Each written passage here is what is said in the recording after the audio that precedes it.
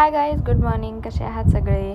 आज सकाळी उठल्यावर मला माहिती पडलं की आमच्या घरी गेस्ट येणार आहेत. सो सकाळी उठले, आवरून घेतलं आणि जेवण वगैरे बनवलं. आणि काल होता वेनसडे, सो बनले होते प्रॉन्स. आणि माझी बहीण आणि भाऊ दोघं पण फिश खात नाही, मग त्यांच्यासाठी अंड्याचं कालवण बनवलं होतं. आणि आमच्यासाठी होती फिश करीसुद्धा आणि फिश फ्राय, कारण मला फिश खूप जास्त आवडते.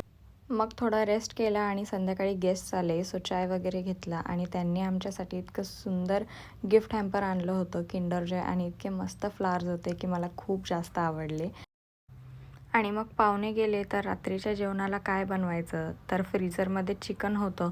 मग म्हटलं की आता चिकन पुलावच करूया.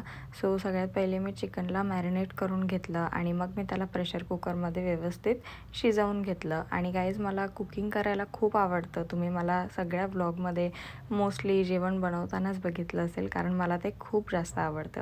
आणि मग मी रायता वगैरे बनवून घेतला.